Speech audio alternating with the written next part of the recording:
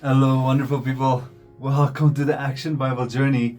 Everyone, we are on this epic expedition and we're traveling through the entire Bible in 315 days. Now, today it's day 176 of that journey, which means it's also the start of a new period. Yes, we're starting with period 30 today, and it's the second half of the book of Ezekiel. So, this period, it is the period 30, the glory returns. It is from day 176 up to day 182 that we're going to be reading this period. And it's going to be Ezekiel 25 all the way to 48. Now, who's the author of this period's writing? It's Ezekiel, right? A priest that is exiled to Babylon. And he is pivoting from judgment to hope, promising a resurrection of the people and a new temple.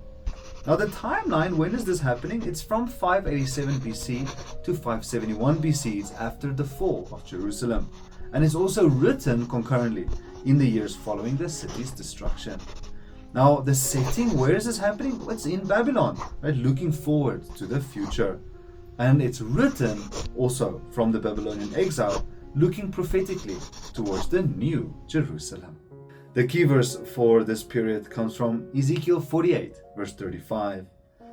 And the name of the city from that time on will be, "The Lord is there." So the transition from the previous period, a refugee arrives in Babylon with 4 words. The city has fallen. The worst has happened. And now Ezekiel's message shifts from judgment to hope. And so the story arc for this period, and God, he judges the nations, right? Tyre and Egypt, who mocked his people. Then he promises a supernatural restoration. We see the famous vision of the Valley of Dry Bones, where the Spirit breathes life into a graveyard. And Ezekiel is then taken to a high mountain to see a vision of a new temple. It is perfect, orderly, and massive. He watches the glory of the Lord return through the east gate. A river of life flows from under the altar, getting deeper until it heals the Dead Sea. The book ends with a new name for the city, Yahweh Shammah. The Lord is there.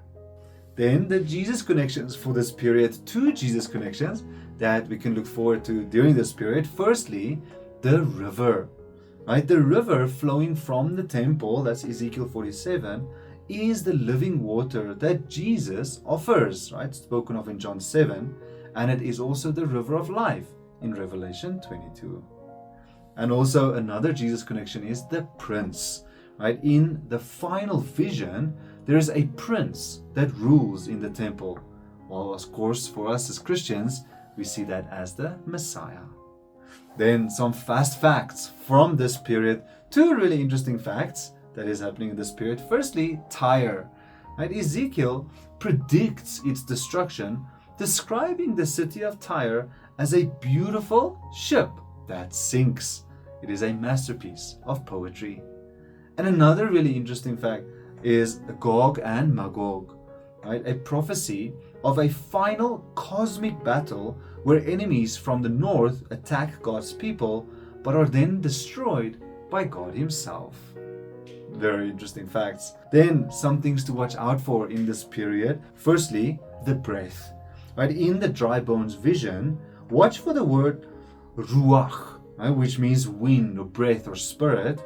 It's the same word that's used in Genesis 1. Right, creation is happening again. Then another thing to watch out for is the detail. Right, the measurements of the new temple are exhaustive. Right, it shows that God is a God of specific order and not chaos. And then finally, something to watch out for.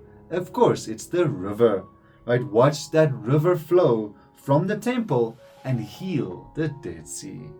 And good people, really lots of interesting facts, wonderful things to look forward towards, and Jesus connection in this period.